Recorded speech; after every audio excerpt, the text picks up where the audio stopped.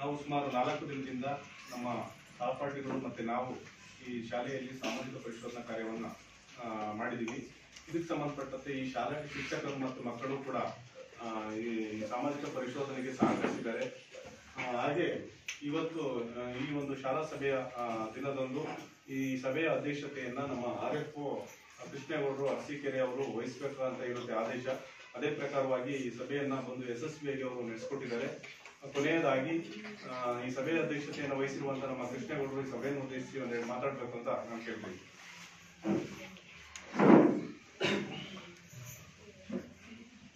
ವೇದಿಕೆ ಮೇಲೆ ಉಪಸ್ಥಿತಿರುವಂತಹ ಎಲ್ಲ ಗಣ್ಯರಿಗೂ ಮತ್ತು ಪೋಷಕರ ವರ್ಗದವರಿಗೂ, ಈ ಶಾಲೆಯ ಎಲ್ಲ ಮಕ್ಕಳಿಗೆ, ಸರ್ಕಾರ ಮತ್ತು ಈ ಒಂದು ಕಾರ್ಯಕ್ರಮ ಇರಲಿಲ್ಲ. ಒಂದು ಶಾಲೆಯಲ್ಲಿ ಏನೇನು ಆಗ್ತಿದೆ, ಏನೇನು ಆಗ್ಬೇಕು, ಏನೇನು ಕೊರತೆ ಇದೆ, ಅದ್ರ ಬಗ್ಗೆ ಎಲ್ಲ ಒಂದು ಸಾಮಾಜಿಕ ಪರಿಶೋಧನೆ ಮಾಡಬೇಕು ಅಂತ ಅಂದ್ಬಿಟ್ಟು ಒಂದು ಸರ್ಕಾರದ ಆದೇಶ ಆಗಿರೋದ್ರಿಂದ ಅದಕ್ಕೆ ಅಂತ ಒಂದು ತಾಲೂಕಿನಲ್ಲಿ ಒಂದು ತಂಡವನ್ನು ರಚನೆ ಮಾಡಿ ಆ ತಂಡದವರು ಮೊದಲಿಗೆ ಸ್ಕೂಲಿಗೆ ಬಂದು ಸರ್ಕಾರ ಏನು ರೂಪುರೇಷೆ ಮಾಡಿರುತ್ತೆ ಆ ರೂಪುರೇಷೆದ ಪ್ರಕಾರ ಆಗ್ತಾ ಇದೆಯಾ ಇಲ್ವಾ ಅಂತ ಅಂದ್ಬಿಟ್ಟು ಎಲ್ಲರೂ ಚೆಕ್ ಮಾಡ್ತಾರೆ. ಇದು ಮುಖ್ಯ ಉದ್ದೇಶ ಏನು ಅಂತ ಅಂದ್ರೆ, ಮುಖ್ಯ ಉದ್ದೇಶ ಮಕ್ಕಳುಗಳಿಗೆ ಸರ್ಕಾರದ ಸೌಲಭ್ಯಗಳು ಏನು, ಶಾಲಾ ಸೌಲಭ್ಯಗಳು ಏನೇನು ದೊರಕ್ತಿದ್ಯಾ ಇಲ್ವಾ ಅಂತ. ದೊರಕ್ತಾ ಇದ್ರೆ ಒಳ್ಳೇದು, ದೊರಕ್ತಾ ಇಲ್ಲ ಅಂತ ಅಂದ್ರೆ ಸರ್ಕಾರದ ಗಮನಕ್ಕೆ ತಂದು ಅವರು ಏನೀಗ ಹೇಳಿದಾಗೆ ಎಲ್ಲಾ ಕೊರತೆಗಳೆಲ್ಲ ಇರೋದು ಕೊರತೆಗಳು ಇದ್ದೇ ಇರ್ತವೆ. ಸೊ ಆದ್ರೆ ಫಸ್ಟ್ ಪ್ರಿಯಾರಿಟಿ ಶಾಲೆಗೆ ಕೊಡಬೇಕು. ಯಾಕೆ ಅಂತ ಅಂದ್ರೆ ಮಕ್ಕಳನ್ನ ಭವಿಷ್ಯ ರೂಪಿಸೋದು ತುಂಬಾ ಉತ್ತಮ. ನಮ್ಮ ದೇಶದ ಭವಿಷ್ಯ ಉಜ್ವಲ ಆಗ್ಬೇಕು ಅಂತ ಅಂದ್ರೆ ಮಕ್ಕಳ ಭವಿಷ್ಯ ಉಜ್ವಲವಾಗಬೇಕು. ಆ ಮಕ್ಕಳ ಭವಿಷ್ಯ ಉಜ್ವಲ ಆಗ್ಬೇಕು ಅಂತ ಅಂದ್ರೆ ಅವರಿಗೆ ಒಳ್ಳೆ ರೀತಿಯ ಶಿಕ್ಷಣ ದೊರಕಬೇಕು. ಒಳ್ಳೆ ರೀತಿಯ ಶಿಕ್ಷಣ ಅಂತಂದ್ರೆ ಕೇವಲ ನಮ್ಮ ಪೋಷಕರು ಮತ್ತು ನಮ್ಮ ಅಧ್ಯಾಪಕ ವರ್ಗದವರೆಲ್ಲ ಪಾಠ ಮಾಡೋದೊಂದೇ ಅಲ್ಲ, ಅವರು ಇರೋ ವಾತಾವರಣನೂ ಕೂಡ, ಶಾಲಾ ವಾತಾವರಣ ಕೂಡ ಚೆನ್ನಾಗಿರ್ಬೇಕು. Sound mind in sound body ಅನ್ನೋ ಹಾಗೆ ಉತ್ತಮ ವಾತಾವರಣ ಇದ್ರೆ ಅವರಲ್ಲೂ ಕೂಡ ಒಳ್ಳೆ ವಾತಾವರಣ ಬೆಳೆಯುತ್ತೆ. ನಾವು ಓದಬೇಕು ಅಂತ ಮನಸ್ಸು ಬರುತ್ತೆ. ಕುಸಿತ ಇರೋ ಮತ್ತು ಶಿಥಿಲವಾಗಿರೋ ಕಟ್ಟಡಗಳಲ್ಲಿ ಕುಂತಾಗ ಅವರ ಜೀವಭಯದಿಂದ ಪಾಠ ಕೇಳೋಕೆ ಇಂಟ್ರೆಸ್ಟ್ ಆಗಲ್ಲ, ಯಾರಿಗಾದ್ರೂ ಪಾಠ ಮಾಡೋಕ್ಕೂ ಬಹಳ. ಸೊ ಹಾಗಾಗಿ ಕಟ್ಟಡಗಳು ಮತ್ತು ಮಕ್ಕಳಿಗೆ ಶೌಚಾಲಯ ವ್ಯವಸ್ಥೆ ಮತ್ತು ಕುಡಿಯ ನೀರಿನ ವ್ಯವಸ್ಥೆ ಏನು ಅಗತ್ಯ ಮೂಲಭೂತ ಸೌಕರ್ಯಗಳು ಬೇಕು ಅವೆಲ್ಲ ಇರಲೇಬೇಕು. ಸೊ ನಾವು ಆಲ್ರೆಡಿ 21ನೇ ಶತಮಾನದಲ್ಲಿ ಇದ್ದೀವಿ. ಸ್ವಾತಂತ್ರ್ಯ ದೊರಕಿ 75 ವರ್ಷ ಆಗ್ತಾ ಬಂತು. ಇನ್ನೂ ಏನೀಗ ಇಲ್ಲಿ ಕೊರತೆಗಳು ಹೇಳಿದಾಗೆ ಅಂತಂದ್ರೆ ಕೊರತೆಗಳು ಇರಬಾರ್ದಿತ್ತು. ಆಯ್ತು, ಅದನ್ನ ಮಾನ್ಯ ನಿಮ್ಮ ಇದು ಮಾಡ್ತಿರೋ ಉದ್ದೇಶನೇ ಅದು. ಏನಿದೆ ಏನಿಲ್ಲ ಅಂತ ಅಂದ್ರೆ ಅದನ್ನ ಏನಿಲ್ಲ ಅಂತ ಸುಮ್ಮನೆ ಆಗೋಗಿಲ್ಲ, ಅದು ಆಗೋ ತರ ಮಾಡ್ಬೇಕು. ಸರ್ಕಾರ ಮಾಡುತ್ತಿದೆ ಸರ್, ಇದೆಲ್ಲ ರಿಪೋರ್ಟ್ ಹೋಗುತ್ತಿದೆ ಇಲ್ವಾ ಅಂತ. ಮತ್ತೆ ಇನ್ನೊಂದು ಸ್ಕೂಲ್ ಡೆವಲಪ್ಮೆಂಟ್ ಮಾಡೋದು ಮೈನು ಶಿಕ್ಷಕರದ್ದು ಇಂಟ್ರೆಸ್ಟ್ ಇರ್ಬೋದು. ಕೆಲವರು ಪಾಠ ಮಾಡೋಣ, ಸಂಬಳ ತಗೊಂಡು ಹೋಗೋಣ, ನಮ್ಗೆ ಯಾಕಪ್ಪ ರಿಸ್ಕ್ ಅಂತನೂ ಇರ್ತಾರೆ. ಆ ಥರ ಮೆಂಟಾಲಿಟಿ ಇರ್ತಾರೆ. ಕಾಮನ್ ಆಗಿ ಒಂದು ಸ್ವಲ್ಪ ಪ್ರೈಮರಿ ಸ್ಕೂಲ್ನಲ್ಲಿ ಆ ಥರ ಇರಲ್ಲ. ಯಾಕೆಂದ್ರೆ ಪ್ರೈಮರಿ ಸ್ಕೂಲ್ ಟೀಚರ್ಸ್ ಹೆಂಗೆ ಅಂತ ಅಂದ್ರೆ ದೇ ಆರ್ ಡೆಡಿಕೇಟೆಡ್ ಪರ್ಸನ್ಸ್.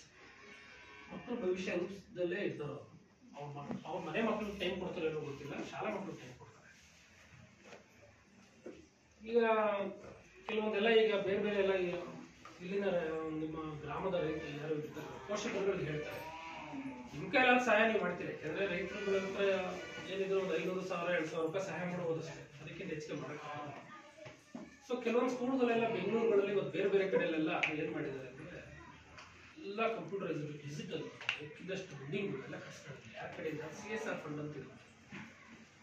ನಿಮ್ಮ ಗ್ರಾಮ ಪಂಚಾಯತಿ ವ್ಯಾಪ್ತಿಯಲ್ಲಿ ಯಾವುದಾದ್ರೂ ಫ್ಯಾಕ್ಟ್ರಿಗಳಿದ್ರೆ, ಕ್ರಷರ್ಸ್ ಇದ್ರೆ, ಆ ಥರದವರೆಲ್ಲ ನೀವೇನು ಮಾಡಬೇಕು, ಪಂಚಾಯತ್ಗಳು ಸೆಸ್ ನಿಲ್ಲಿಸ್ತಾರೆ.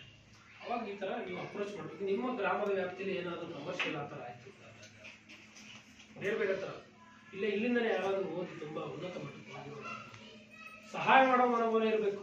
ಕೆಲವರು ಉನ್ನತ ಮಟ್ಟಕ್ಕೆ ಹೋದ್ರೂ ಸಹಾಯ ಮಾಡಲ್ಲ. ಸಹಾಯ ಮಾಡೋ ಮನೋಭಾವವನ್ನು ನೀವು ಏನು ಮಾಡಬೇಕು, ಅಪ್ರೋಚ್ ಮಾಡಬೇಕು. ಖಂಡಿತ ಅವರು ಮಾಡಿಕೊಟ್ಟೆ ಮಾಡಿಕೊಡ್ತಾರೆ. ಮತ್ತು ಮಾನ್ಯ ಶಾಸಕರ ಗಮನಕ್ಕೆ ತಗೊಂಡು, ಶಾಸಕರು ತುಂಬ ಕರ್ನಾಟಕದಲ್ಲೇ ತುಂಬ ಉತ್ತಮವಾದ ಕೆಲಸ ಮಾಡ್ತಾ ಇದ್ದಾರೆ. ಸೊ ಅವ್ರು ಗಮನಕ್ಕೆ ತಂದರೆ ಯಾವ್ದು ಬಿಲ್ಡಿಂಗ್ ವ್ಯವಸ್ಥೆ ಇಲ್ಲ ಅಂದರೆ ಮಾಡ್ತಾರೆ. ಚೆನ್ನಾಗಿ ಪಾಠ, ಮಕ್ಕಳುಗಳು ಅಷ್ಟೇ ಚೆನ್ನಾಗಿ ಪಾಠ ಕೇಳಿಸ್ಕೊಳ್ಳಿ. ಮನೆಗೆ ಹೋಗಿ ಅವತ್ತಿನ ಪಾಠ ಏನ್ ಮಾಡ್ತಾರೆ ಅವತ್ತೇ ಹೋಗ್ಬೋದು. ನೀವು ಇನ್ನೊಂದ್ ದಿನ ಓದ್ತಂದ್ರೆ ಮರ್ತೋಗುತ್ತೆ. ಎಕ್ಸಾಮ್ ಇನ್ನೊಂದು ದಿನ ಓದಕ್ ಹೋಗ್ಬಿಡಿ.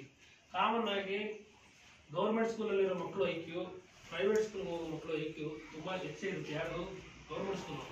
ನೀವು ಆಡೋ ಆಟ ಪಾಠಗಳು ಅವ್ರ ಕೈಲಿ ಮಾಡಕ್ ಬರಲ್ಲ.